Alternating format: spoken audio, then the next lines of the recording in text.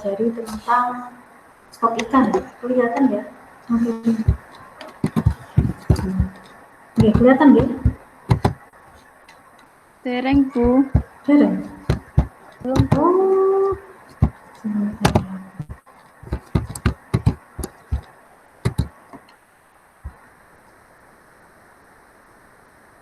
Oke, pripun?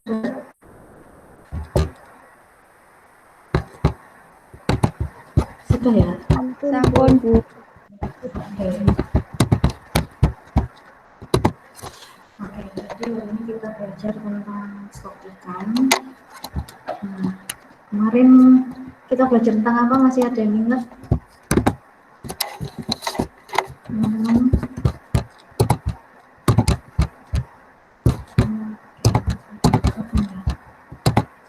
Lupa. Ya, oke. Jadi untuk stok ikan. Nah, jadi stok ikan ini secara umum ada dua definisi ya. Yang pertama yaitu ada dari Sheckley Salini 1985, Milton and Sheckley 1987 bahwa stok didefinisikan sebagai suatu kelompok ikan yang sejenis, dia dari benih keturunan yang sama, gitu ya. Jadi sudah sejenis, keturunannya sama, sehingga dia juga memiliki kemiripan ragam genetik. Nah, ini adalah definisi yang pertama, gitu. Jadi dia sejenis, turunannya juga sama, maka dia juga memiliki kemiripan ragam genetik. Ibaratnya kalau misalnya ada sekumpulan ikan tuna, gitu ya, seperti yang saya pernah mengatakan, oh saya ingin melakukan penelitian tentang ikan tuna di satu area tertentu, maka dia hanya sekumpulan ikan, jadi dia populasinya sejenis. Gitu. Ada lagi stok ikan, ya, definisi yang kedua menurut Speer dan Venema itu didefinisikan sebagai sekelompok ikan. Nah, ini sekelompok ikannya tetap dianggap sejenis, padahal ini ya, jadi beberapa genus gitu ya. Jadi misalkan antara ada sama-sama tuna atau sama-sama cakalang tapi beda genus, atau misalnya kasihkan misalnya cakalang sama ikan apa itu namanya, ikan tongkol itu kan dia hampir sama ya, cuman bedanya kalau ikan tongkol, nah kalau ikan tongkol itu dia belakangnya ada ringgik-ringgiknya. Nah kalau ikan cakalang itu dia belakangnya nggak ada ringgik-ringgiknya, gitu aja bedanya. Nah jadi kalau misalnya ini dianggapnya adalah dia sama, jadi stok ikan menurut versi kedua adalah dia dianggap sama, jadi ada ikan cakalang, ikan tongkol dianggap satu jenis. Nah, karena apa? Dia memiliki kemiripan tertentu. Nah, jadi parameter populasinya sama, misalnya dia tumbuh bisa sampai 2 meter, misalnya tumbuh bisa sampai 1 sampai 2 meter. Secara morfologi nggak jauh beda ya bagi orang awam gitu ya melihatnya. Kalau misalnya tadi saya katakan, ya.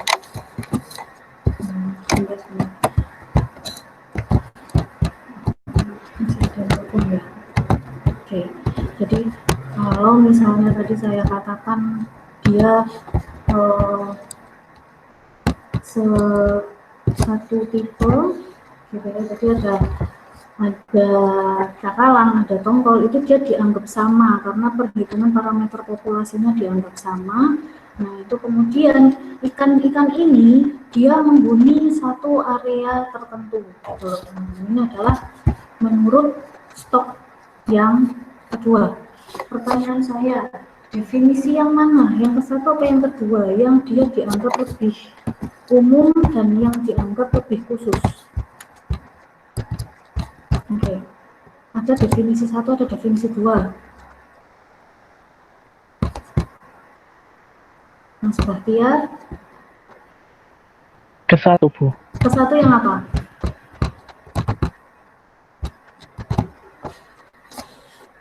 Ke satu yang umum apa yang khusus?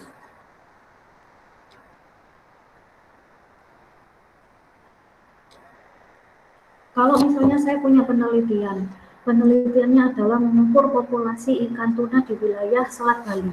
Berarti yang khusus yang mana? Yang ke satu apa yang kedua? Yang ke satu ya. Oke, kalau misalnya saya ingin meneliti sekumpulan populasi ikan pelagis kecil di wilayah Selat Bali. Maka yang lebih khusus yang mana definisi stoknya?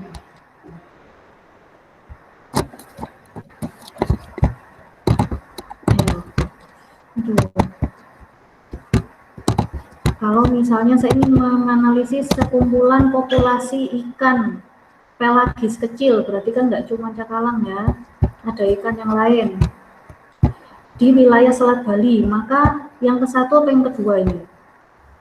Yang kedua. Yang kedua, Bu. Yang kedua ya, dianggap definisi stok ikan secara khusus ya. Jadi artinya adalah stok ikan itu definisinya ada yang umum, ada yang khusus, itu tergantung dari penelitian jenengan. Kalau penelitian jenengan itu adalah lebih kepada stok ikan secara keseluruhan, ikan pelagis, maka yang digunakan secara khusus adalah definisi stok yang ini. Jadi dua-duanya artinya sama ya, artinya sama, hanya nanti tergantung dari cara penggunaannya saja. Nah, untuk definisi stok yang kedua ini, dia bisa ditunjukkan dari adanya sedikit tanda pencampuran dengan kelompok lain yang berdekatan. Jadi seperti itu. Jadi yang tadi saya katakan, kalau misalnya ada orang yang nggak tahu apa-apa, wes menganggapnya tongkol sama ikan cakalang itu dianggap sama aja gitu. Karena apa? Dia berdekatan gitu loh, dia nggak terlalu kelihatan. Karena kalau misalnya di daerah utara ya, itu sebenarnya cakalang itu juga ada, tapi karena mayoritas mereka melihatnya biasanya tongkol, jadi si tongkol dianggap aja sama cakalang dianggap aja sama dengan tongkol. Itu seperti itu. Sehingga jika di dalam satu penilaian stok ikan ini didefinisikan sebagai sekelompok ikan ya, sekelompok ikan bisa sejenis, bisa beragam jenis yang dia hidup pada batasan geografis tertentu. Jadi apa? Dia menetap pada satu lokasi tertentu ya. Jadi kalau misalnya stok ikan, kalau secara dunia itu tidak dinamakan sebagai stok ya. Jadi kalau stok ikan itu lebih kepada satu area tertentu, geografisnya mana. Misalnya geografis perairan Indonesia atau misalnya perairan Selat Bali, nah itu dikategorikan sebagai kategori stok ikan. Nah, itu seperti itu. Kalau misalnya nggak ada batasan geografis, berarti potensi perikanan beda ya. Potensi perikanan sama stok ikan itu beda. Kalau sudah ada lokasi spesifiknya, batasan geografis tertentu, dia bisa dikategorikan sebagai stok ikan. Oke, saya masih lanjut sama pertemuan yang kemarin, masih membahas tentang ikan lemuru ya. Jadi ada ikan namanya Sardinella lemuru. Jadi kalau maaf tadi itu bukan cakalang ya, jadi lemuru. Ikan lemuru itu dia itu mirip sama ikan tongkol, makanya kalau di daerah Jawa Timur bagian utara, daerah Lamongan, daerah Gresik, kadang itu yang tertangkap itu sebenarnya lemuru. Tapi karena mereka sudah biasa melihat tongkol, maka dianggapnya lemuru itu sebagai ikan tongkol.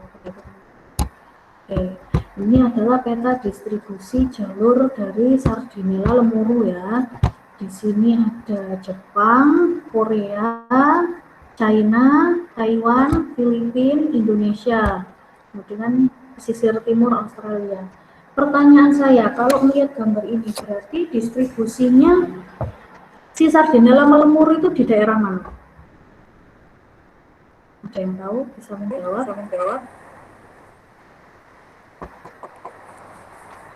Perairan Bali, Bu. Izin jawab. Perairan Bali. Terus selain perairan Bali gimana? Ini ada tanda merah.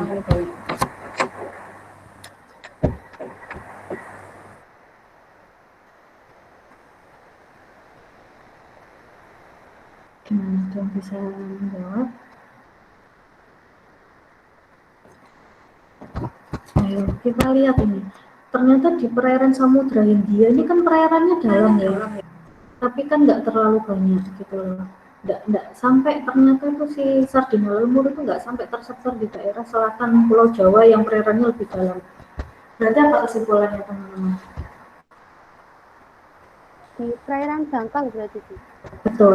Jadi untuk mencari ikan Sardinella lemuru atau yang disebut Bali Sardinella ini ya, nama apa itu? Nama common name-nya ya. Common name-nya itu Bali Sardinella. ikan ini, spesies ini hanya bisa ditemukan di area spesifik yaitu zona neritik ya, jadi nggak akan ditemukan di zona oseanik. Selain itu apa? Kalau misalnya dia daerah perairan dangkal berarti ditemukan di perairan hangat, betul ya. Jadi dia biasa ditemukan di perairan hangat. Bu, kok namanya disebutnya Bali Sardinella, Bu? Apa hubungannya? Jadi kenapa disebut sebagai Bali Sardinella? Minggu kemarin kan kita sudah membahas juga ikan lemuru ya. Kita sekarang masih membahas tentang lemuru sampai akhir. Jadi kita memberi apa ya? Mencoba belajar satu contoh ikan gitu ya. Minggu depan kita coba hitung-hitungannya. Jadi saya ambil contoh ikan Bali Sardinella ini dari minggu kemarin. Kita sudah tahu bahwa ikan lemuru ini dia 30 tahun yang lalu ya, kemarin kita melihat data itu ternyata potensi penangkapannya sangat tinggi, bahkan dari 100% dia itu bisa sampai 60-70% hanya untuk hasil penangkapan lemuru saja. Nah itu seperti itu teman-teman. Berarti 20-30 tahun yang lalu itu potensi lemuru di situ sangat tinggi gitu. Makanya disebutnya Bali Sardinella. Selain itu apa? Sardinella lemuru ini kan juga termasuk ikan yang bermigrasi, tapi ya ini ya, hanya area-area ini saja dia bermigrasinya. Kali lagi saya katakan karena dia area perairan dangkal, selain dangkal dia hangat, makanya hanya ada di terbatas di area ini saja, Australia Barat hingga pesisirnya Jepang ya, jadi Jepang bagian selatan gitu ya. Itu adalah seperti itu. Kemudian kalau misalnya di daerah migrasi yang lain mungkin tidak ditemukan sepanjang tahun ya. Tapi kalau di daerah Selat Bali itu umumnya si ikan lemuru ini dia ditemukan di sepanjang tahun gitu. Makanya si ikan lemuru ini disebut sebagai Bali Sardinella, sarden yang berasal dari Bali. Karena kalau di tempat lain, saya kasih contoh aja di Gresik ya. Di Gresik ini sebenarnya ikan lemuru itu tertangkap, cuman nggak semua nelayan tahu kalau itu spesiesnya lemuru, taunya tongkol gitu. Jadi ya nggak tahu secara spesifik kalau yang tertangkap itu lemuru gitu. Nah, kalau di Gresik seperti yang kita tahu dia nggak akan tertangkap sepanjang musim gitu loh, biasanya ya musim timur aja. Musim timur berarti ketika ada pergerakan air dari Australia melewati Selat Madura hingga ke perairan Gresik itu seperti itu. Oke. Nah, jadi ini ikan Sardinella lemuru. Dia adalah ikan yang sangat banyak tersebar di laut Indonesia, terutama Selat Bali, dia sepanjang musim hingga di daerah Laut Cina Selatan. Nah, kemudian ikan lemuru ini seperti yang sudah saya jelaskan ya di materi sebelumnya bahwa sudah terjadi penurunan hasil tangkap yang secara signifikan ya. Bahkan kemarin kita melihat data di Muncar itu tahun 2019 sangat sulit mencari stok ikan lemuru di sana ya. Padahal kan kalau Muncar itu kan dia juga berbatasan langsung dengan Selat Bali. Nah, common name dari ikan lemuru adalah Bali Sardinella. Kalau nama lokalnya apa teman-teman? Ada nama lokal, ada nama Latin, ada nama produk. Ya, silakan.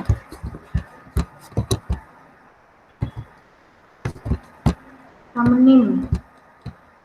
Apa sih bedanya common name? Ya, common name. Kemudian ada nama lokal. Kemudian ada nama scientific ya. Atau nama Latin ya, nama Latin dan common name lokal, nama Latin sama nama produk. Apa bedanya nih teman-teman? Ada yang bisa? Ayo, kalau common name-nya Bali Sardinella, berarti nama lokalnya apa?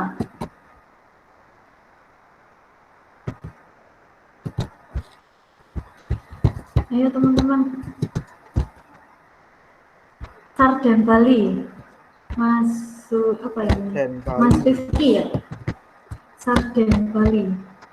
Ayo, kalau Ya, jadi ya kalau misalnya gini bedanya apa sih Bu? Kalau common name itu adalah nama yang berlaku secara internasional. Jadi bahasa Inggrisnya lah istilahnya ya. Bahasa Inggrisnya itu apa? Nah, ini kalau lemuru bahasa Inggrisnya adalah Bali Sardinella, itu disebutnya common name. Nama lokal berarti nama biasa di Indonesia disebutnya ikan apa? Lemuru, betul. Bisa ya, lemuru. Jadi kalau misalnya lokalnya berarti ikan lemuru. Nama latinnya Sardinella lemuru. Sardinella lemuru. Nama produknya Ikan sarden. betul, bisa ikan sarden, bisa ikan pindang, bahkan kalau di daerah Gresik bisa juga disebut ikan tongkol ya. Gitu. Jadi kalau tongkol itu dia ini aja sih bedanya di sini. Gini, kalau tongkol itu dia agak besar gitu loh ke bawahnya dia agak besar, terus di belakangnya ada ringgi-ringginya. Nah itu kalau ikan tongkol gitu. Sekarang kalau bandeng itu nama common, nama lokal apa nama produk? Nama lokal. Nama lokal. Lokal. Nama lokalnya bandeng. Commonnya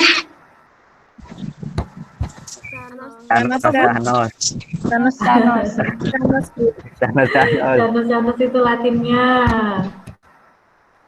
Nama commonnya apa yuk?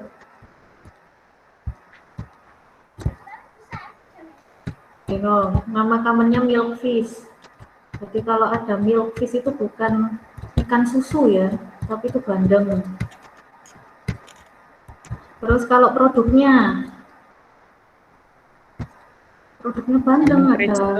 Betul, bandeng presto, otak-otak. Bandeng bakar, Asap bandeng asap lah itu disebut nama produk gitu. Jadi ada beberapa orang yang ngertinya itu otak-otak, ya tahu otak-otak, padahal ya otak-otak itu dari bandeng kan tergantung. Terakhir, kalau ikan mas, nama lokalnya ikan mas, nama latinnya Caprio. Cyprinus caprio. Nama produk ini ikan mas ya, masih belum orang tahunya ikan mas aja ya masih ya. Nama commonnya ya, nama bahasa Inggrisnya apa? Golden fish. Ya, salah. Salah, bukan. Golden fish loh ya Allah. Jangan golden fish ya. Jadi ini agak sedikit kesalahan. Karper, betul, ikan karper. Jadi dia jenis ikan karper. Common carp. Ya. Jadi kalau ada namanya common ya double M. Common carp karena dia jenis karper ya. Nah, itu sebenarnya adalah ikan mas. Jadi jangan nyebut golden fish ya. Kalau dengan luar negeri golden fish, ya mungkin kalau orang awam mungkin ngerti ya. Kalau yang orang perikanan itu biasanya nanti diperbaiki. Oh, do you mean common carp? Nah, kayak gitu. Jadi kalau misalnya di Indonesia jangan misalnya ya teman-teman ke pelabuhan nanya, Pak, mohon maaf saya mau nyari ikan milkfish di sini gimana hasil penangkapannya? Ditutui wong akeh ya. Jadi kalau ke pelelangan ikan misalnya tanyanya, Pak, ikan bandeng berapa kilo hasil tangkapannya hari ini? Bukan tangkapan ya Pak, bandeng berapa kilo hasil produksinya hari ini gitu, hasil panennya hari ini. Kalau misalnya lagi di luar milkfish atau canos gitu ya teman-teman ya. Jadi nanti ketika teman-teman melakukan survei tentang stok ikan jangan sampai salah gitu.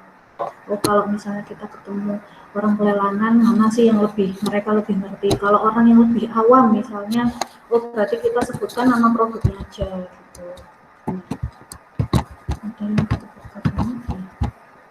Paham ya teman-teman sampai sini ya? Oke. Jadi seperti itu. Nah, kemudian ternyata nih ikan lemuru yang ada di Indonesia dan di Taiwan ini ternyata dikatakan ada sifat dan ciri yang mirip, gitu ya. Jadi dianggap mereka ini ada suatu kemiripan yang menunjukkan mungkin antar wilayah ini ada pencampuran spesies. Jadi kalau sekedar informasi ya, ikan sardinella ini meskipun ini ya kelihatannya cuma satu genus, sebenarnya jumlah spesiesnya itu juga macam-macam gitu. Meskipun memang yang paling diketahui itu ya Bali sardinella, itu yang paling terkenal ya dalam segi jenis lemuru, tapi secara umum sebenarnya setiap wilayah itu punya populasi lemuru yang sejenis, hanya mungkin beda varnya aja ya kan. Biasanya kan ada genus, spesies, varnya apa, misalnya ikan mas biasa, ikan mas koi, ikan mas koki, itu kan sama-sama Cyprinus caprio, yang beda nanti di variasinya apa. Nah itu, jadi sebenarnya dia sama, dan ada pula yang mungkin nama spesiesnya beda padahal dia itu sama-sama sardinella lemuru, cuman ada nanti tanda spesifik tertentu gitu. Nah ternyata setelah diteliti itu di Indonesia dan di Taiwan itu kok mirip ikan sardennya, berarti kemungkinan ada terjadi perpindahan gitu. Jadi ada spesies ikan yang di Indonesia mungkin mereka bermigrasi ke Taiwan karena lingkungan di sana lebih dikontrol gitu ya. Jadi lebih bagus kualitas penangkapannya. Sekali lagi kita kembali ke alat tangkap yang biasa digunakan di pertemuan kemarin untuk menangkap lemuru adalah jenis ursin yang jaring lingkar itu ya, mata jaringnya kecil sehingga anak-anakannya ke bawah. Lah ikan-ikan yang selamat ini di situ kan sudah area penangkapannya besar-besaran, suhu perairan jelas sudah tidak cocok. Kemungkinan diduga mereka bisa bermigrasi gitu, kemungkinan, atau tidak lah, ini kan masih pendugaan gitu. Nah namun ternyata yang dilaporkan adalah di Indonesia terjadi penangkapan tapi tidak ditemukan laporan yang sama di wilayah lain gitu. Jadi mungkin ikan ini bermigrasi atau ya memang ikan yang ada di Indonesia itu habis gitu. Ini masih ada dugaan-dugaan tentang ikan sardinella lemuru. Nah ini adalah ikan menurut FAO ya, jadi Food Agriculture and apa ini FAO itu ya, jadi organization ya, jadi organisasi dunia WHO yang menyatakan bahwa ikan sardinella lemuru ini ya, atau Bali sardinella, nah ini disebutnya kalau dari FAO adalah Bali sardinella, common name-nya. Ternyata dia punya sinonim yang lain, ada Sardinella aurita, ada Clupea nymphea. Kalau di mana ini Australia Barat disebutnya Ambligaster posterus, padahal jenisnya sama ya, Sardinella lemuru itu.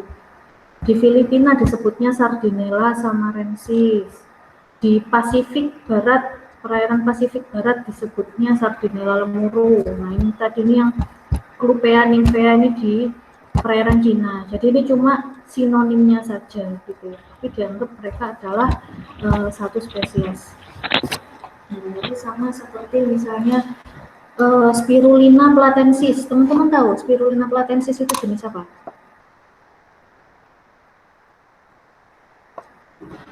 Spirulina. Ada yang kenapa? Rumput laut. Gimana Mbak? Rumput laut.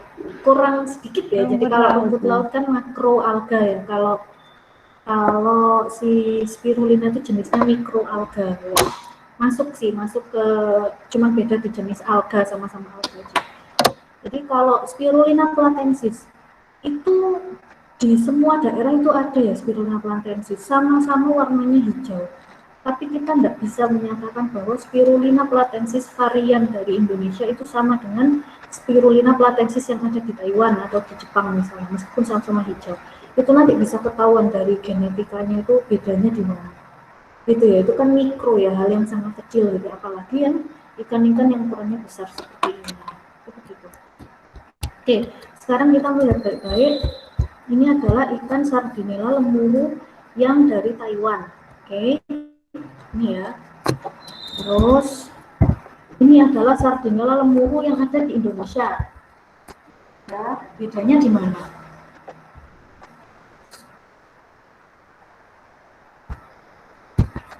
Bagian bobotnya, siripnya ya. Perutnya, Bu. Kalau yang di Taiwan. Kalau yang di Taiwan kenapa? Ya. Siripnya hilang ya. Kalau yang di Taiwan. Iya, jadi ini sirip dorsal, ya, sirip punggung, sirip pektoral. sirip ventral, ini sirip anal, ini sirip caudal ya, sirip ekornya. Jadi kalau di Taiwan ini nggak ada dua sirip bawahnya nih ya, jadi sirip ventral sama sirip analnya nggak ada. Terus lebih gemuk ya.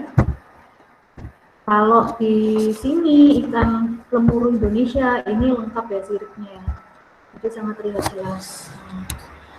Itu kan kalau dari gambar tok aja kan kelihatannya sudah beda. Kenapa kok disebutnya dia ada kemiripan sifat dan ciri? Nah, ada yang tahu jawabannya teman-teman? Yang tahu? Nah, misalnya ya ikan yang dari Taiwan tadi. Jadi bagaimana sih cara kita menentukan ada kemiripan sifat? Itu kita lihat misalnya kita jenengan kan dulu pernah belajar etiologi ya. Nah, jangan belajar etiologi. Betul, Iya, sudah Bu. pernah. Ya, Itu adalah gini, kita ngambil satu sampel ikan yang ada di Indonesia dan ngambil satu sampel ikan yang ada di Taiwan. Ikan yang panjangnya sama. Ya, ikan yang panjangnya sama, ikan yang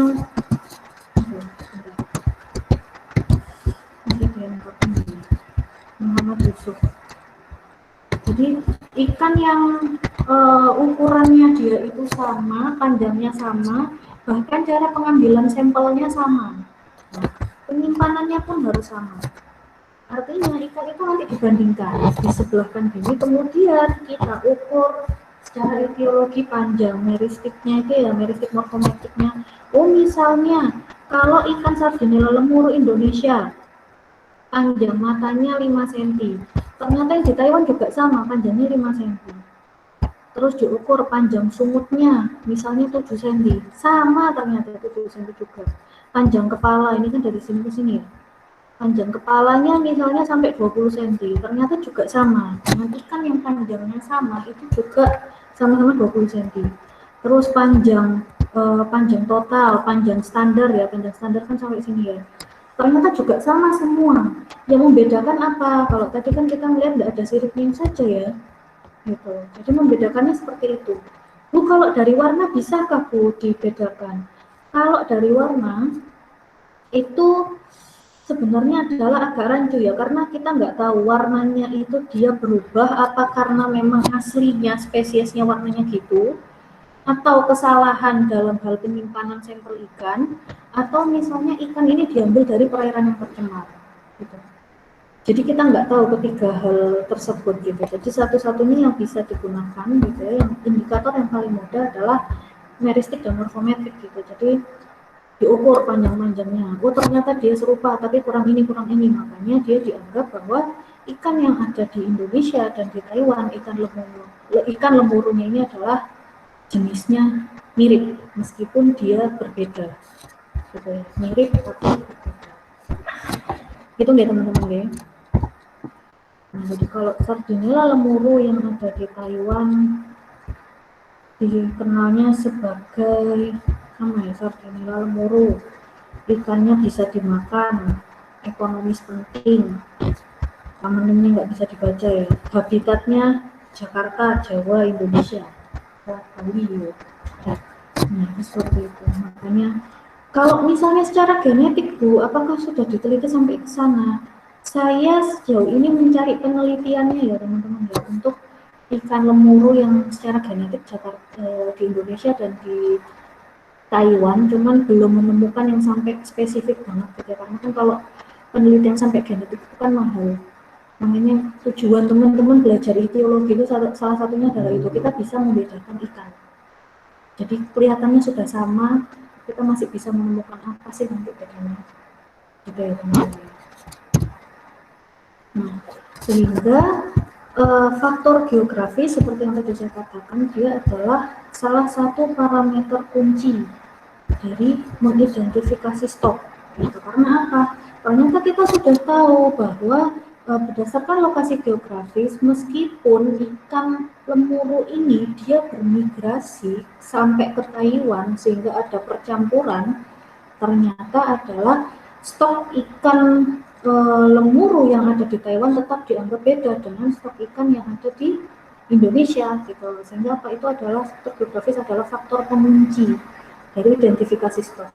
Apakah semua stok ikan apakah bisa dikunci secara geografis? Pertanyaan saya,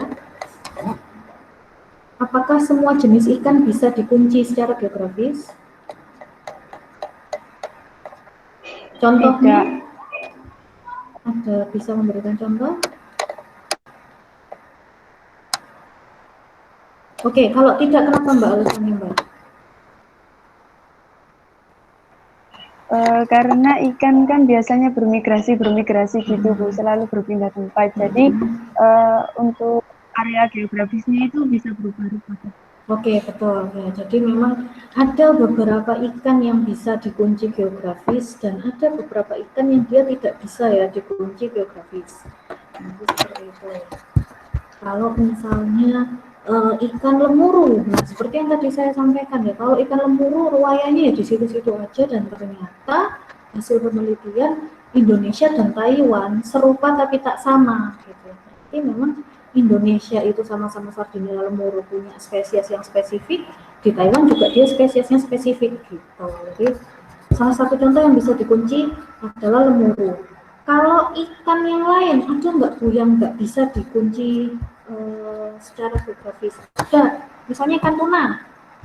Ya, ikan tuna itu kan dia berenang bebas.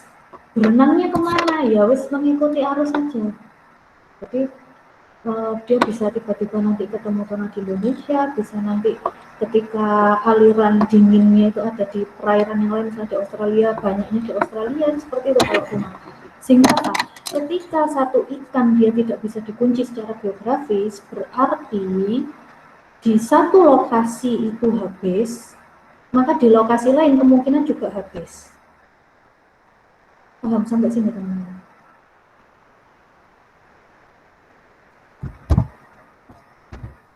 Nah, ya. Nah, kan kalau ikan lemuru ini kan dia bisa dikunci secara geografis ya.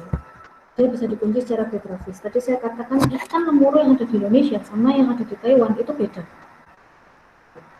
Nah, sehingga ketika beda, maka ketika ada terjadi penurunan tangkap di Indonesia, hasil lemuru yang ditangkap, itu ternyata tidak ditemukan laporan yang sama di wilayah yang lain. Artinya yang overfishing ya hanya di Indonesia saja.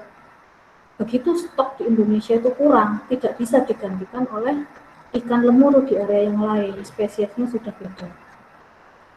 Gitu ya, paham sampai sini teman-teman? Gimana? Insya Allah paham Bu. Oke, paham ya. Jadi kalau tuna ketika di satu area di Indonesia dilaporkan habis, kemungkinan besar di area lain juga habis. Karena tuna ini secara universal gitu, bisa ditemukan di mana saja.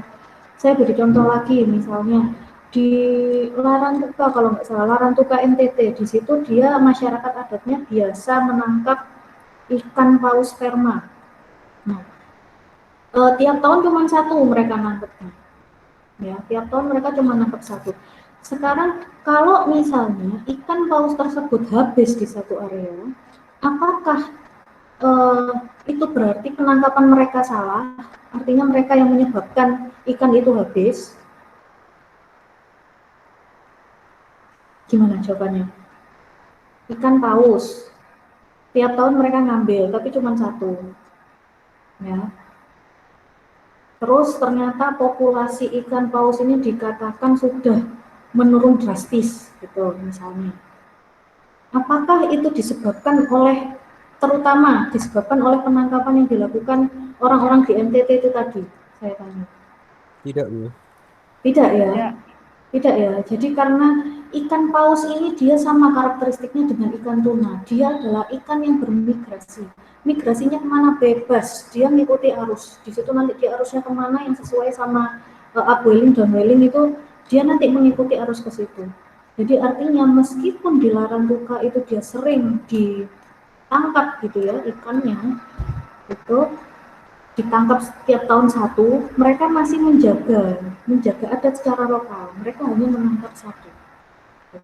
Artinya kemungkinan besar kepunahan adalah diakibatkan penangkapan di area lain. Jadi kalau paus sperma dia tidak bisa dikunci geografis. Ada lagi misalnya penyu yang ada di Meru Betiri, ya, Taman Nasional Meru Betiri Jawa Timur, Banyuwangi. bukan situ Bondo, iya Merugi kalau nggak salah ya, Meru Kediri itu juga sama, dia lokasi pendaratan penyu hijau. Misalnya penyu hijau itu kan satu kali siklus hidup, mereka ketika bertelur di darat, kemudian indukan dan kembali lagi ke pantai setelah bertelur. Anakannya dibesarkan dulu sampai ukuran yang siap untuk ke perairan laut, kemudian mereka nanti besar sampai siklus memijah, balik lagi ke pantai yang sama. Cara menghitung stok penyunya gimana? Dilihat saja tiap tahun berapa jumlah indukan yang kembali. Oh ternyata tahun ini yang kembali 20, tahun depan 25, tahun depannya lagi 30. Oh berarti ada peningkatan, stok aman. Nah, kenapa sekarang penyu itu dianggapnya vulnerable? Karena itu, misalnya yang sekarang berangkat ini 30, tahun depan yang kembali cuma 3, tahun depan nggak ada yang kembali, tahun depannya lagi cuma 1, cuma 2. Makanya disebutnya dia vulnerable species, entah kemana gitu ya, yang harusnya dia sudah waktunya musim pemijahan gitu ya, yang jantan dan betina itu kembali ke pantai untuk bertelur, dan yang jantan itu juga untuk memanaskan diri aja gitu, singgah di tempat di mana dia ditelurkan ya, dilahirkan ya gitu, ditetaskan di daerah mana, kemudian nanti mereka balik lagi, itu dihitungnya kayak gitu. Oh yang balik ternyata cuma 1 dari 30 yang dilepas, berarti spesies ini vulnerable. Apakah penyu hijau ini bisa diganti sama spesies yang lain? Nggak bisa. Misalnya hari ini yang tahun ini yang balik ada 10, tahun kemarin yang berangkat 30 penyu hijau. Tahun ini yang balik hanya 10 penyu hijau. Nah, berarti kemudian ada tambahan penyu tempayan misalnya, penyu tempayannya 20. Apakah itu berarti stok penyunya di situ jadi 30? Kan nggak bisa ya, tetap aja penyu hijaunya berkurang, tambahan penyu tempayan. Artinya apa? Stok itu kalau memang sudah habis di satu wilayah, dia tidak bisa digantikan dengan stok lain. Penyu hijau kalau sudah habis di situ ya wes habis, nggak bisa penyu hijau digantikan dengan penyu tempayan gitu. Paham ya teman-teman ya sampai sini? Terlalu cepat saya menjelaskan? Tidak, Bu. Tidak. Seperti itu ya teman-teman ya. Kemudian kenapa sih Bu kok ada batasan geografis? Saya mau sedikit cerita. Ini dulu ada teori oceanografi. Dulu itu katanya itu teori menurut para ahli geologi ya, itu bumi itu adalah hanya terdiri dari satu pulau, satu benua besar yang disebut benua Pangea. Nah, benua Pangea ini seiring dari beberapa ratus tahun dia terpecah. Jadi ada terpecah sehingga nanti terpisah menjadi pulau-pulau yang sekarang kita lihat sekarang ya, benua dan pulau-pulau yang kita lihat sekarang. Makanya kenapa sih kok arus itu juga macam-macam ya, dia posisinya sebelahan. Antara misalnya nih tadi di Pulau Lombok sama Pulau NTT Flores itu kan dia sebelahan. Tapi kenapa kok dia keragaman biotanya itu beda, yang di Flores sama yang di Lombok ya, karena itu tadi itu tidak sengaja jenis patahannya itu sudah memisahkan, meskipun lokasinya sama, tapi karena dia asalnya dari area yang berbeda gitu ya, misalnya awalnya ada di sini, yang awalnya di sini, ini kan sudah beda, terus ternyata pas dijadikan satu ini ke sini, tapi kan keragamannya sudah beda, patahannya pun beda, sehingga ada penghalang geografi stok ikan. Nah ini kalau di Indonesia itu garis Wallace, ada garis Wallace, garis Weber ya teman-teman ya.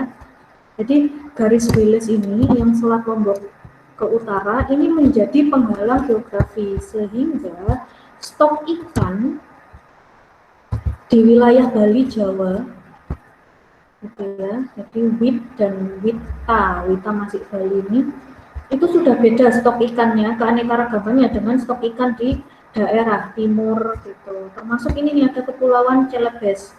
Nah ini ya, saya lihat di sini ya, coba kita lihat arusnya ini kan dia hanya muter-muter di sini saja. Nah ini kalau misalnya ada stok ikan secara keseluruhan, ikan Celebes ini warnanya biru, dia cuma kecampur warna hitam sedikit. di Laut Cina Selatan. Nah, Laut Cina Selatan kan di sini. Dia mayoritas warnanya hijau. Nah, ini hijau. Ternyata di Teluk Tomini ini warnanya kuning. Ternyata mayoritas yang nyampur adalah ikan yang warna hitam ini. Artinya ikan yang warna hitam ini ikan yang ditemukan di segala macam perairan. Seperti itu.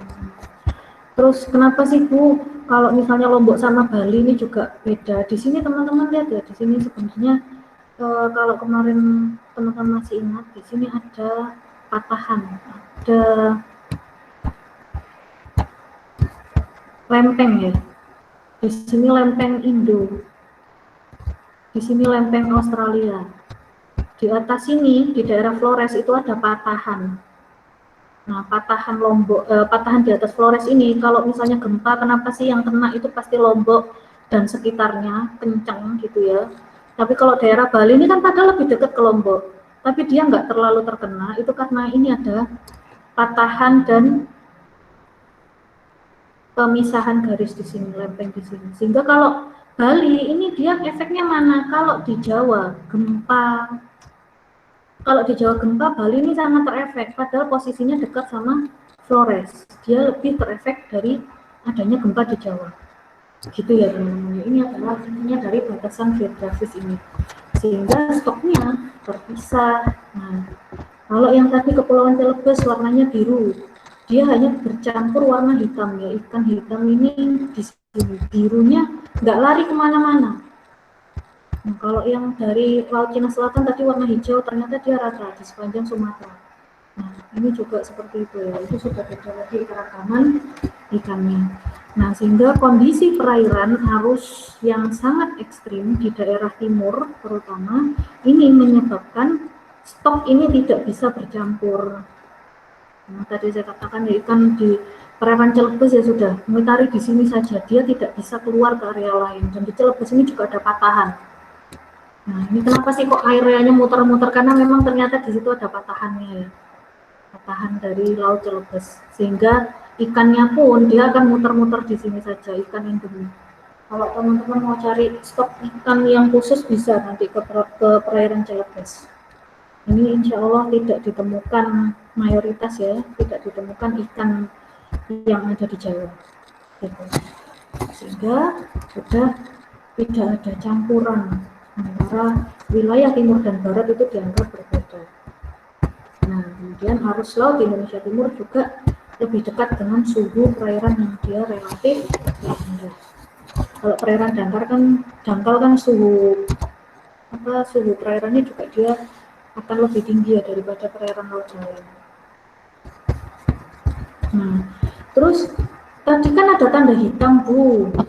Ya, di sini kan ada ikan-ikan yang tandanya hitam ya di sini ya. Di sini ada yang hitam, di sini ada yang hitam, ini juga hitam.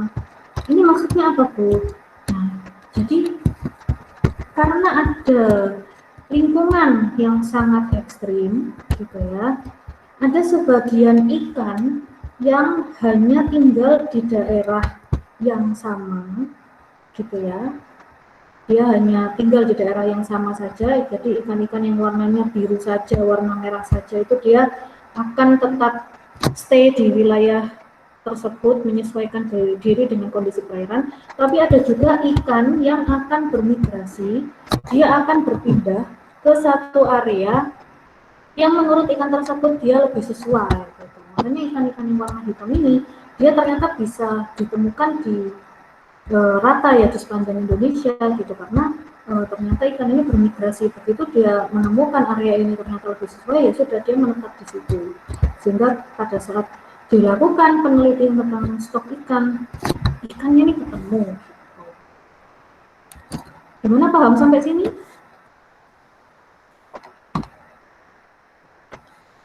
Paham? Ada yang mau ditanyakan? Didiskusikan dulu. Gimana? 20 orang ya, ada yang belum hadir. Jangan lupa ya teman-teman langsung mengisi presensi juga. Sayang ikut kelasnya tapi tidak mengisi presensi. Baru 16 orang ya. Jadi silahkan ini yang tadi baru bergabung di Google Meet juga boleh langsung mengisi presensinya ya. Oke, bisa dilanjut? Bisa Bu. Ini paham apa enggak ya teman-teman ya? Insya Allah, Bu. Oke, mungkin sudah lelah ya, sudah sore ya. Sudah sore, mungkin masih bisa.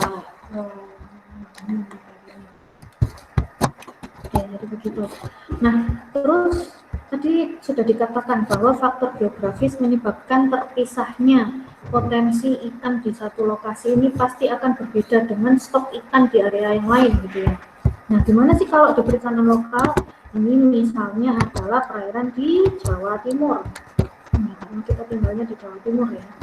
Maka ternyata di Jawa Timur itu dia terbagi menjadi 5 subset. Ada subset perairan utara Jawa Timur, ada subset Madura Kepulauan, ada subset Selat Madura, ada sekedap Pak. Mungkin nanti habis maghrib. Nggih, jenengan belum pulang. Nggih. Oh iya, nanti saya kirimkan ke jenengan. Hari ini tak Pak itu? Oh nggih nanti ya Pak ya. Jenengan pulang jam berapa sih hari ini? Oke, bon nanti juga saya pasti ngajar habis maghrib. Nggih, bon Pak. Ya, jadi di sini ada di Selat Madura subset yang ketiga, kemudian yang keempat ada subset di Selat Bali, dan yang kelima ini adalah subset di Samudra Hindia. Ini adalah stok perikanan yang ada di Jawa Timur ya. Nah, dia adalah stok subsetnya ini ikan, dia itu terpisah dan dia tidak tercampur. Terus artinya adalah ikan yang ada di Selat Bali ini ya, tadi kan saya berikan contoh adalah ikan lemuru. Ternyata di daerah subset yang pertama ini juga ditemukan ikan lemuru. Ya, tadi yang saya katakan ya, tapi mungkin ada orang yang tahu itu ikan lemuru, bisa juga ada orang yang menyebutnya ikan tongkol gitu ya. Ternyata juga ditemukan ikan lemuru. Kemudian di subset yang ketiga juga ternyata juga ditemukan lemuru gitu ya. Namun lemuru yang ada di ketiga wilayah ini akan berbeda ikannya. Karena apa? Ada penghalang geografis. Nah, sehingga jika terjadi penurunan di sini, stok ikan lemuru di sini ini menurun, seperti yang minggu kemarin itu saya sampaikan, di Muncar itu stoknya itu dia menurun, maka jenis ikan yang ada di sini dia tidak bisa dipulihkan dari jenis lemuru yang ada di sini atau di Selat Madura, meskipun lokasinya dia berdekatan. Kok bisa Bu seperti itu? Jadi teman-teman boleh melihat ada satu penelitian, bisa dicek juga, adalah dia meneliti tentang stok lemuru yang ada di 3 wilayah, yaitu di Selat Madura, di Selat Bali, dan di selatan Samudra Hindia. Jadi caranya sama seperti yang tadi ya, itu diambil masing-masing satu ikan yang dia panjangnya itu sama, panjang ikan 1, 2, dan 3 itu dianggap panjangnya sama, kemudian yang tadi diukur lagi panjang meristiknya, panjang morfometriknya itu diukur lagi. Oh ternyata setelah dia menyimpulkan bahwa meskipun sama-sama lemurunya, di musim tersebut lebih banyak lemuru, ternyata hasilnya beda. Lemuru yang Selat Bali ini, padahal satu daerah ya, padahal sama-sama di Jawa Timur, tapi ternyata beda lemuru yang ada di Selat Bali dengan lemuru yang di Samudra Hindia dan lemuru yang ada di Selat Madura. Sehingga ketika nanti yang ada di Selat Bali penurunan secara drastis, belum tentu bisa digantikan dengan ikan yang ada di Selat Madura atau Samudra Hindia, meskipun nanti ikannya migrasi lah ya ke sini, ikannya berpindah ke sini. Ternyata meskipun ikannya berpindah, kita nggak bisa menemukan stok ikan yang kita cari karena itu sudah bukan aslinya. Bu, kok bisa? Ikan lemuru, sama-sama ikan lemurunya, tapi kok bisa beda? Nah, ini kembali lagi ya, saya misalnya contoh budidaya ikan lele misalnya ya, teman-teman budidaya ikan lele, yang satu dia suhunya sudah sesuai, yang satu dia ada dibedakan di salinitas misalnya, yang satu dia ada beda di suhu salinitas, misalnya pH-nya dia lebih rendah. Nanti teman-teman akan melihat pertumbuhannya akan lebih bagus di ikan yang optimal ya.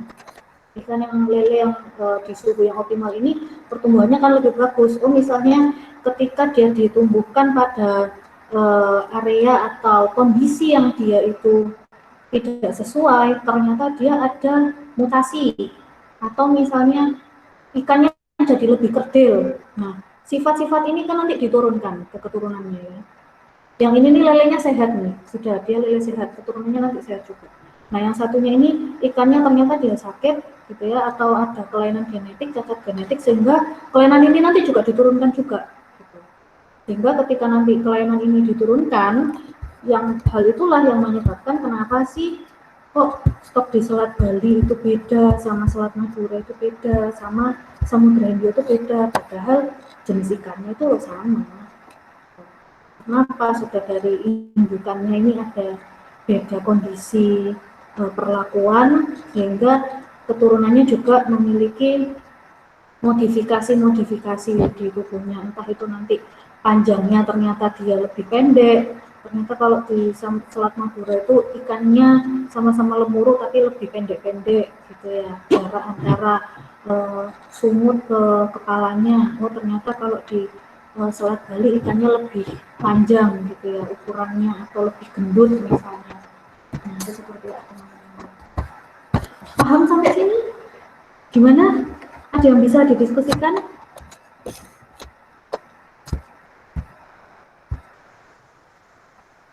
Saya Bu mau tanya. Oke, silakan Mbak. Siapa nih? Mbak. Ya. Kan Mbak Arina. Kebanyakan ikan sarden kan biasanya dibuat dari ikan lemuru yang dari Bali. Nah, apabila stok ikan lemuru yang ada di Bali itu sudah menipis atau sudah habis, kan pasti mengambil ikan lemuru yang dari perairan lain. Nah, itu kan juga beda kondisi. Katanya Ibu tadi kan kalau sama beda kondisi, beda perlakuan kan juga mungkin ada perbedaan, entah itu dari fisik ataupun yang lainnya. Apakah gitu mempengaruhi cita rasa atau ukuran dari itu Bu, ikan yang dibuat sarden? Oke, pertanyaan bagus ya. Jadi kalau misalnya sarden, teman-teman silahkan ya coba beberapa kali beli sarden, nanti bisa ketemu ada ikan sarden yang ternyata ukurannya kecil-kecil. Nanti nemu juga ada ikan sarden yang ternyata berupa potongan-potongan. Iya, betul ya Mbak Arlina ya? Iya, jadi Bu. Jadi itu adalah seperti itu. Bahkan cita rasa sarden pun mereka paling menulisnya cuma Sardinella lemuru, entah itu var mana, entah itu diambil dari perairan mana. Mungkin yang paling enak Sardinella lemuru yang ada di Bali, Selat Bali, tapi ternyata sudah nggak ada nih stoknya pas saat itu, yang harusnya di sepanjang tahun itu ada, tapi dia nggak ada. Ya wes, akhirnya dia ngambil di perairan yang lain gitu ya. Tandanya apa? Sampai ambil merek yang sama, beda bulan. Nah, merek yang sama beda bulan. Kemungkinan kan harusnya kalau memang stoknya dia terjamin, itu kan harusnya bentuknya sama ya. Kan kalau sarden kan sudah diolah, kita nggak bisa membedakan. Jadi biasanya sampai ambil 1 tahun ini, tahun depan lagi ambil sampling, itu akan ada perbedaan. Bisa aja di kotak sarden yang ini dia kecil-kecil. Ada yang satunya lagi sardennya potongan-potongan. Bu, kecil-kecilnya ini kan bisa aja potongan. Beda ya. Soalnya ada satu kotak sarden. Isinya itu ekor-ekor kan segini loh. Potongannya itu kan kecil kan kelihatan ya. Ada yang kotak sarden juga potongannya lebih gede.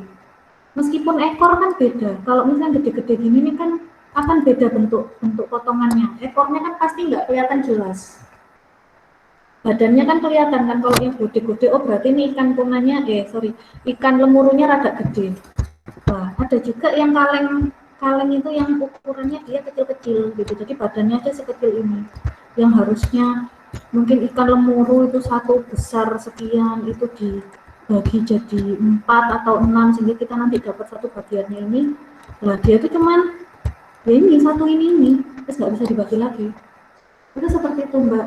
Jadi memang kalau di perusahaan sekali lagi ya, mereka nggak mau tahu. Mereka nggak mau tahu. Ketika kita sebagai supplier, kita harus menyediakan setiap bulan 1 ton. Mereka mau produksi 1 ton. Kalau misalnya nggak ada di sini, ambil lagi dari perairan yang lain. Nanti orang-orang THP ya bahasanya ya, orang-orang THP ini yang akan memformulasikan kira-kira dia kurangnya di mana. Makanya kadang ada sedikit aja perubahan rasa gitu ya.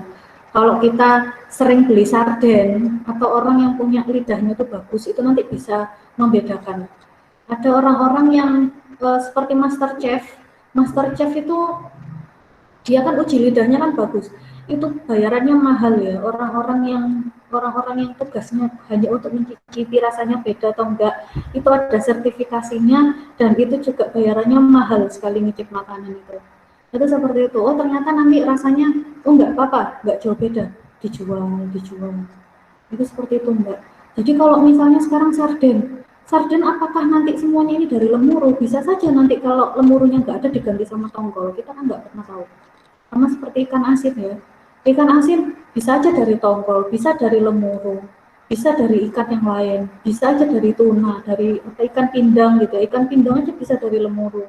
Kita nggak pernah tahu. Begitu Mbak. Ya jadi apa ya? Menyedihkan ya sebenarnya, menyedihkan tapi ya bagi orang kelautan memang mungkin menyedihkan, tapi bagi skala industri, why not, no problem. Kalau nanti misalnya sarden sudah nggak ada, ya udah kita nanti produksi ikan yang lain, jenis ikan beku, atau misalnya nanti ketika stok sardennya menipis diganti sama nugget-nugget.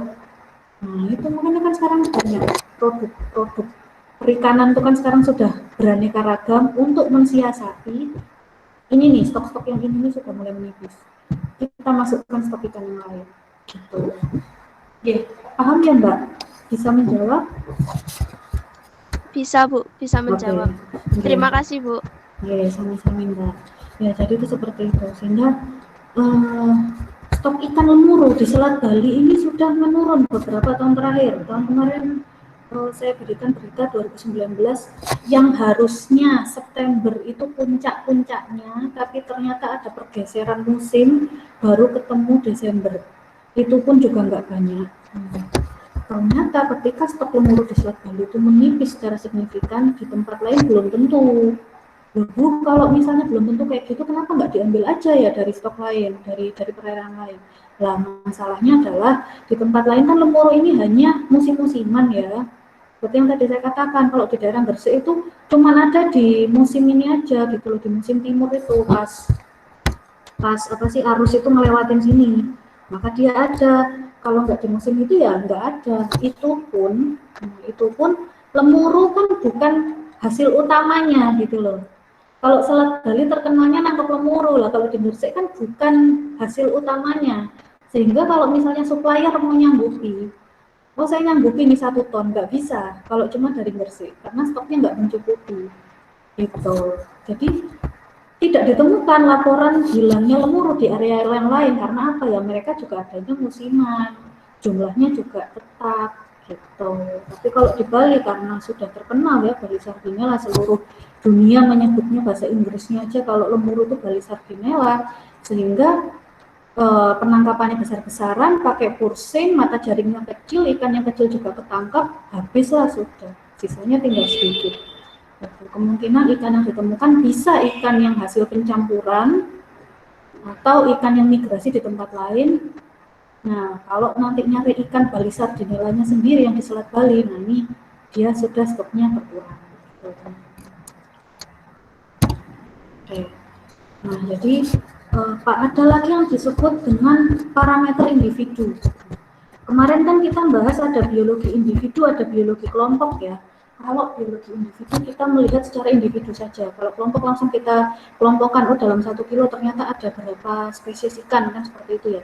Nah, ternyata kalau untuk parameter individu ini juga perlu kita lakukan ketika kita ingin tahu benar gitu ya. Jadi kita pengen benar-benar tahu di Selat Bali itu ikan lemurunya beda nggak sih sama yang ada di Selat Madura.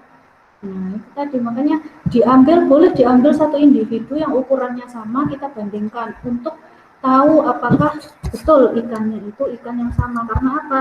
Migrasi dan pencampuran atas kelompok ikan itu sangat mungkin terjadi. Gitu. Jadi ternyata ada satu spesies baru yang dia itu gabungan antara ikan dari Indonesia sama Taiwan ya. Ternyata hasil anakannya merupakan perpaduan dari kedua jenis ikan tersebut. Nah, itu juga sangat mungkin terjadi. Seperti teman-teman tahu ada lele dumbo, ada lele sangkuriang, nila juga jenis variannya kan beda. Itu kan karena pencampuran ya, pencampuran ikan. Ada yang dilakukan secara alami, ada yang dia dilakukan sengaja memang dilakukan. Kenapa disebut sangkuriang? Sangkuriang karena F6, keturunan F6 menikahi keturunan F2, jadi menikahi induknya sendiri, makanya disebut lele sangkuriang. Itu ada diteliti secara genetik.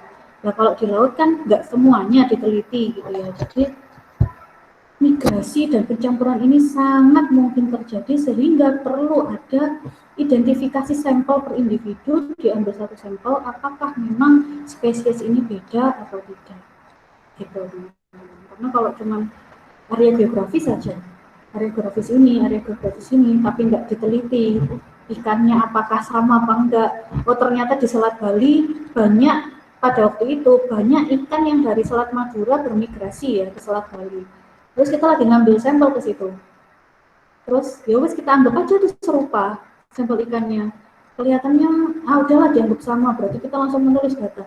Stok ikan di Selat Bali pada musim ini aman. Katanya kan bias. Padahal itu belum tentu memang ikan yang kita cari gitu, ikan yang asli ada di Selat Bali. Ya, jadi sekali-sekali perlu dilakukan parameter individu meskipun kita menghitung stok ikan hanya untuk mengambil sampel, untuk menguji apakah memang ikan-ikan yang ada di sini ini serupa atau tidak dan memang dia sesuai dengan apa yang kita teliti. Begitu ya teman-teman ya. Nah, terus parameter identifikasinya apa saja? Banyak, ada faktor kondisi individu, alometris, pertumbuhan, mortalitas. Alometris ini nanti saya jelaskan minggu depan di bagian pertumbuhan ya. Jadi ini menghitung sama seperti yang tadi ya, meristik, morfometrik, panjang-panjang. Jadi tidak perlu diukur sampai genetika mahal-mahal. Kita sudah punya buku identifikasi biologi. Gitu. Terus pertumbuhan secara umum sama mortalitas. Nah, jadi yang mortalitas ini seberapa banyak benih yang mati, seberapa banyak ikan yang mati, itu adalah faktor kondisi individu. Kemudian faktor yang kedua, parasit. Nah, parasit ini juga saya rasa kakak tingkat bimbingan ini banyak ya yang meneliti parasit. Atau ada yang PKL-nya tentang parasit? Ini yang di balai-balai ini, PKL-nya yang di balai, ada yang meneliti parasit. Gimana? Yang di balai? Ini sudah pada PKL semua atau belum ya? Belum semua, Bu. Belum semua? Berapa orang? Masih beberapa aja. Berapa orang yang sudah PKL? Yang sudah baru selesai 4 orang, Bu. Oke, saya tadi yang mana? Saya, Bu. Oh, Mbak Windy. Sudah? Masih PKL, Bu. Tentang parasit? Enggak, apa itu di labnya saya, tentang virus. Oke, virus. Oh, yang virusnya udang kemarin itu ya? Ya. Terus, tadi Mas, gimana yang berapa orang yang sudah PKL? Yang sudah 4 orang. Baru selesai itu satu di balai benih, yang satu mangrove, satunya terumbu, satunya hasil pengolahan, Bu. Yang di balai benih itu tentang ikan nila, Bu. Di kelas sebelah dia. Oke. Iya, bagus itu. Ini yang PKL ini diteruskan mau ke skripsi enggak? Insya Allah iya, Bu. Oke, iya. Jadi biar enggak eman-eman ya. kalian ngambil data PKL dan ngambil skripsi, dan saya sarankan teman-teman nanti di tempat PKL jalin hubungan baik sama gurunya ya, apa kalau disebut di situ tuh pembimbing lapangan ya. Jadi silakan dijalin hubungan yang baik dengan pembimbing lapang. Nanti sampai skripsi sudah lulus, Bu atau Pak, saya baru lulus. Kalau sambil menunggu saya melamar kerja, apakah saya boleh membantu-bantu di sini gitu. Jadi kalau balainya pemerintah ya kan nggak masalah, yang kalian butuhkan adalah surat keterangannya. Masalah gaji itu nomor kesekian. Ya teman-teman ya. Jadi bagi teman-teman yang nanti PKL atau skripsi itu di balai-balai, silakan dimanfaatkan dengan baik dan jangan royoan lokasi PKL. Kalau kalian tidak dapat di PKL di satu lokasi, ambil di lokasi yang lain, gitu ya teman-teman ya. Pokoknya kalau PKL itu kan sebisa mungkin memang di balai karena kita nanti menjalin kerjasama. Nah itu silakan dimaksimalkan, silakan dioptimalkan, jalin kerjasama yang baik, syukur-syukur nanti sampai lulus skripsi. Pak, saya lagi melamar nih ke sini. Kira-kira kalau saya bantu proyeknya jenengan boleh apa enggak?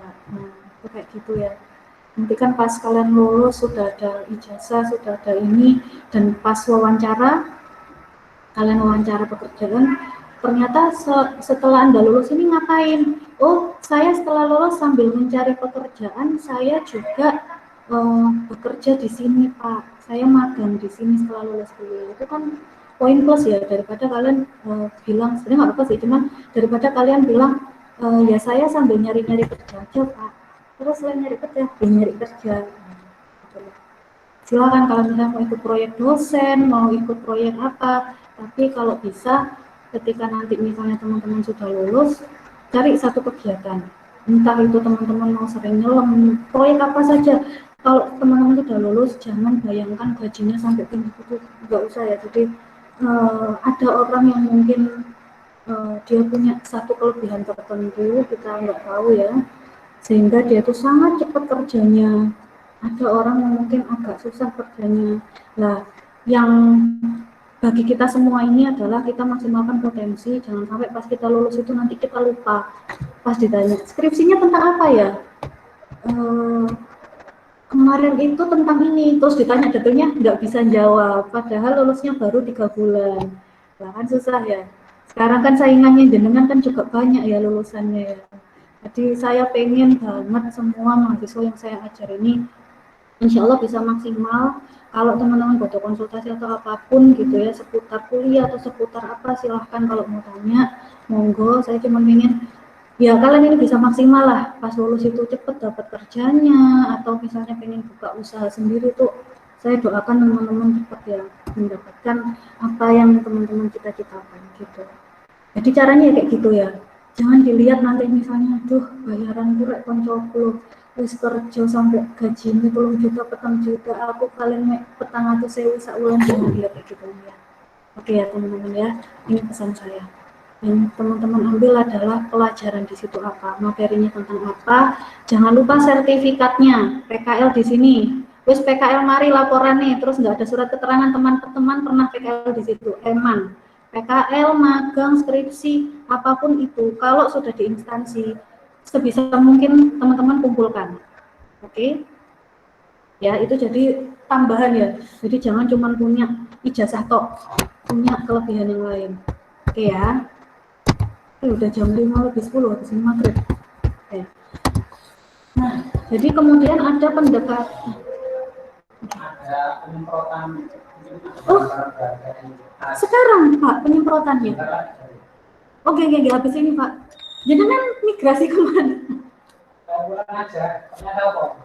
Nggih. Saya ada besok. Oh, nggih. Apa ya? Nggih, Bang. Sekarang ini. Oh, nanti saya kirim ke WA aja ya Pak ya. Enggak, sudah Pak, saya percaya aman. Kebangun Pak, hati-hati di jalan. Nggak ngapunten ya teman-teman ya, ini kebetulan di kantor saya habis ini ada penyemprotan. Jadi ya ini sedikit saya percepat ya teman-teman ya. Jadi untuk karena kan kalau di tempat saya ini, saya kan seperti yang saya jelaskan sebelumnya, saya ngajar di UIN, ngajar di universitas swasta juga ya, agak banyak gitu loh. Jadi memang agak crowded. Kebetulan di kantor ini sekarang mau ada penyemprotan untuk pencegahan COVID. Ya, terus infonya ini mendadak, jadi saya juga baru tahu gitu. Oke, mohon maaf ya nih ya teman-teman ya. Ya Bu, tidak apa-apa. Jadi ada yang namanya parameter. Iya, gimana? Gimana Mas? Boleh, ayo silahkan. Nah ini yang parasit ya tadi ya, saya sampai parasit. Parasit ini apa Bu fungsinya? Ternyata ada satu penelitian ya teman-teman ya, itu dia meneliti parasit yang ada di pesisir utara Jawa Timur dengan parasit yang ada di pesisir selatan Jawa Timur. Nah, dia ikannya, saya lupa jenis ikannya apa ya, cuman ternyata di setiap bulan, dia kan ngambil sampelnya kan 1 bulan sekali diambil ikannya, terus diukur parasitnya gitu ya. Nah itu ternyata utara dan selatan itu sama terus parasitnya.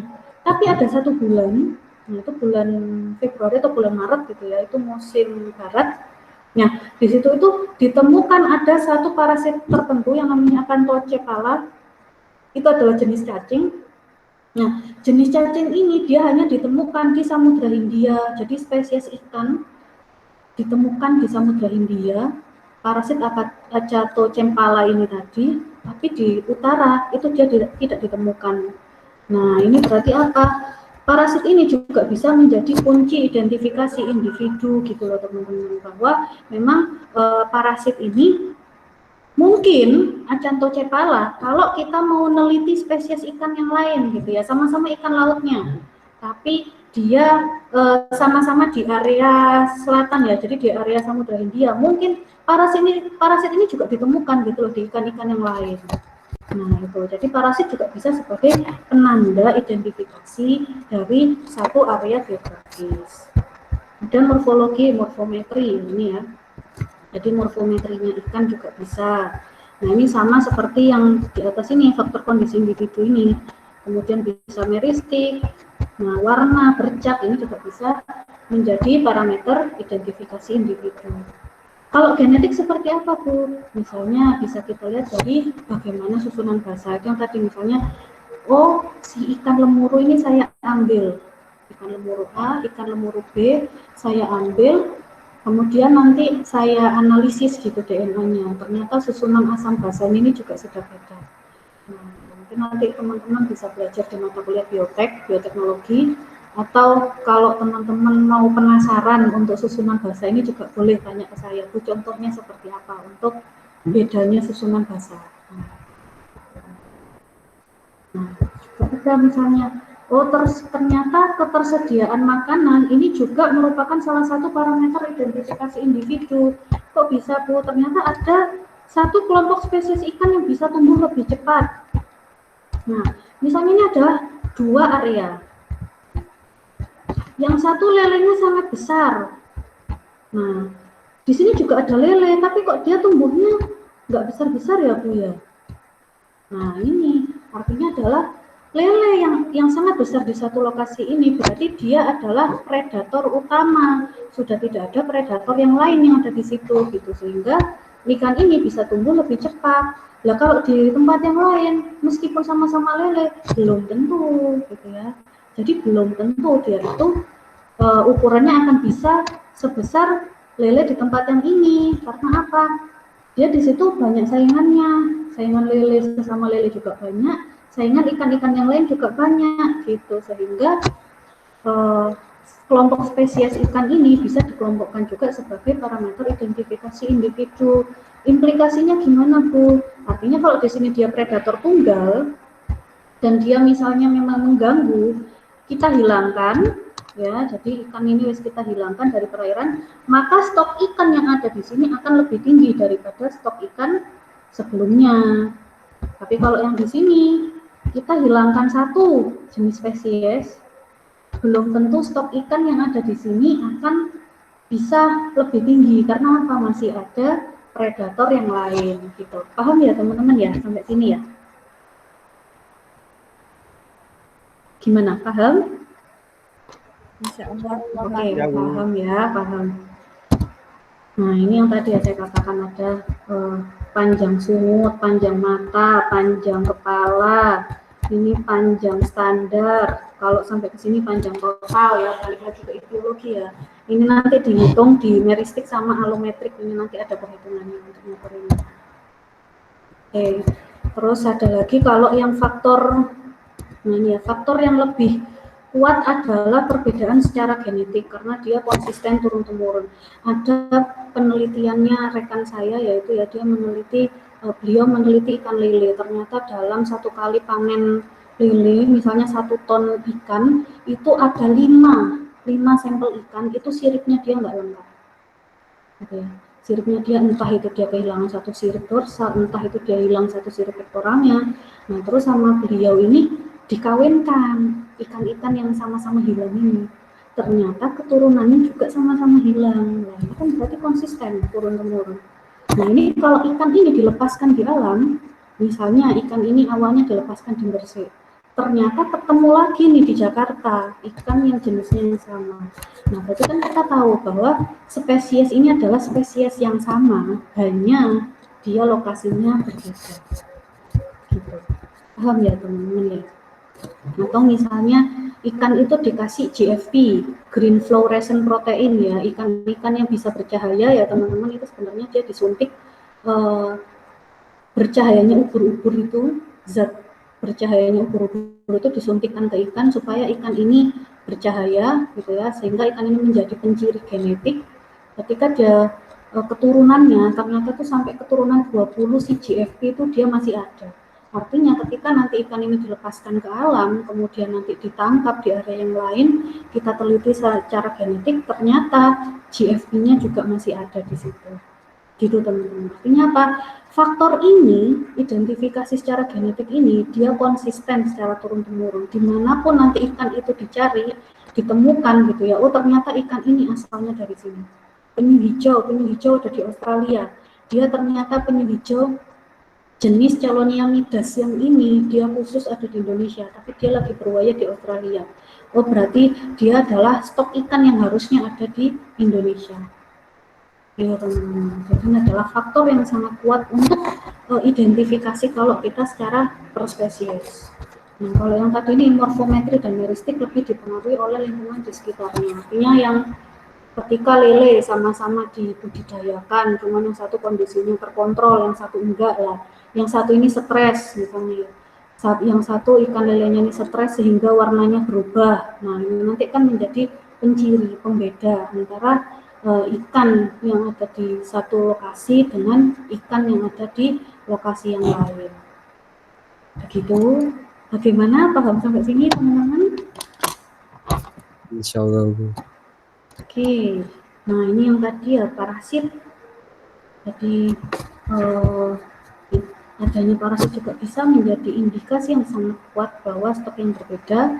Ketika di perairan selatan ditemukan Acanthocephala, nah kemungkinan Acanthocephala ini dia menghinggapi jenis ikan yang lain. Namanya ikan kan gampang ya ada cacingnya. Tapi mungkin dia hanya ada di stok ikan Samudra Hindia ini yang kena Acanthocephala. Ternyata stok ikan yang ada di utara perairan Jawa Timur nggak ada sama sekali yang kena Acanthocephala. Berarti dia adalah parasit penanda. Ini bisa ini teman-teman teruskan ke skripsi karena kakak tingkatnya jenengan ini ada beberapa yang ambilnya identifikasi parasit di satu perairan. Sehingga nanti bisa hasil akhirnya tuh mengetahui parasit yang spesifik ini yang mana, itu juga bisa digunakan sebagai identifikasi stok ikan. Begitu teman-teman ya. Oke, dari sini ada yang mau ditanyakan? Mana?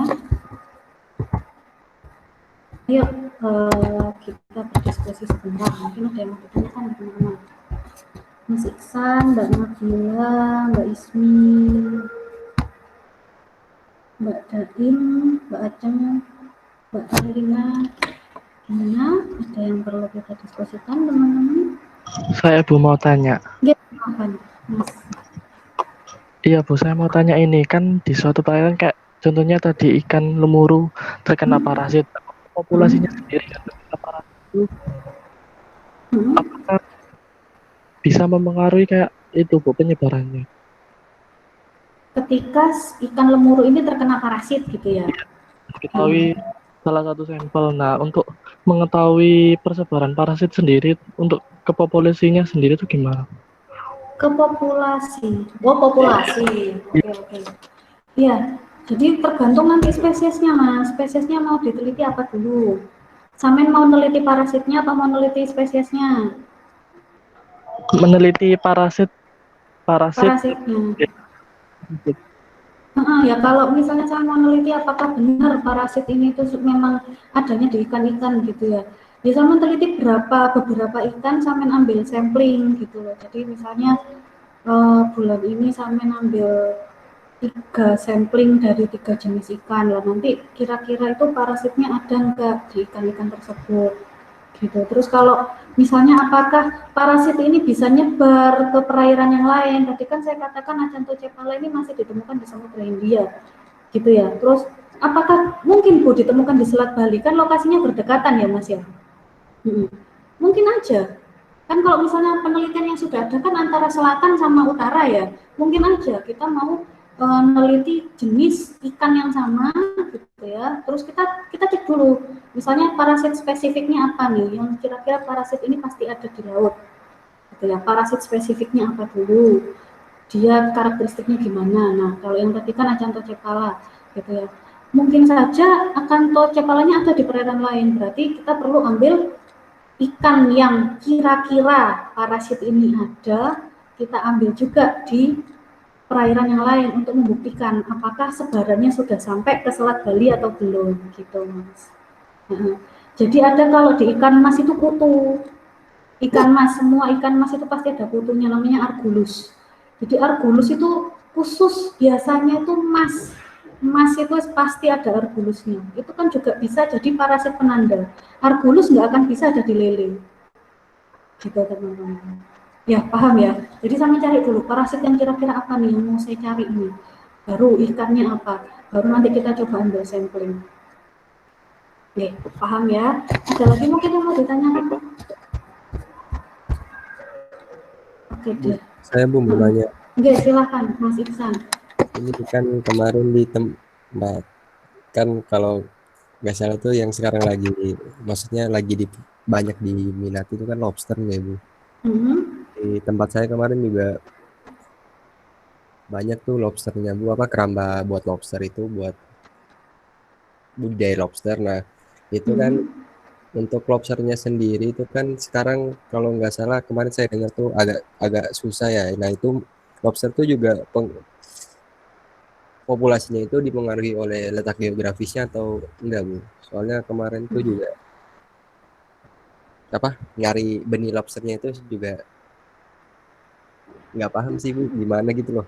Iya, kalau lobster itu juga dia terutama ada di daerah Indonesia karena dia arusnya tinggi ya Mas ya. Gitu. Jadi terutama karena dia arusnya tinggi, terus kenapa sih sekarang benihnya itu sudah jarang ditemui, karena ya dulu sebelum benih lobster ditelarang ya kan, sebelum zamannya Bu Susi itu kan benih lobster itu masih dijual. Benih lobster per ekor yang dijual itu ukurannya 7 cm di undang-undang sebelumnya. Jadi undang-undang sebelumnya 7 cm itu baru boleh dijual. Harganya berapa? 7.000 sampai 8.000 rupiah. Pada era Bu Susi dilarang. Gitu ya. Jadi pada era Bu Susi dilarang. Sekarang dibuka lagi kerannya untuk investasi lobster sebesar-besarnya. Karena apa? Corona, mati, nelayan nggak ada penghasilan, kita juga masih belum bisa membudidayakan. Ukurannya gimana? Jenengan lihat di undang-undang, ukuran 3 sampai 5 cm itu sudah bisa dijual. Harganya berapa kisarannya? 4.000 sampai 5.000 per ekor. Kalau dulu ukurannya lebih besar, harganya lebih mahal, sekarang sudah ukurannya kecil-kecil sudah boleh dijual. Gitu teman-teman. Makanya ini baru 1 tahun ya, belum ada 1 tahun undang-undang ini berlaku, populasinya lobster saja sudah berkurang. Ini makanya ya begitulah. Azan dulu ya teman-teman. Baik, ada pertanyaan lagi nggak teman-teman? Allahu Akbar. Oke, jadi sekalian kita sholat maghrib bersama-sama ya. Kalau misalnya masih ada pertanyaan, boleh ditanyakan di minggu depan. Mohon maaf jika saya ada kurang dan kesalahannya. Saya akhiri. Wassalamualaikum warahmatullahi wabarakatuh. Waalaikumsalam. Waalaikumsalam. Waalaikumsalam warahmatullahi wabarakatuh. Oke, Terima kasih, Bu. teman-teman. Terima kasih, Bu. Oke. Monggo silakan meninggalkan.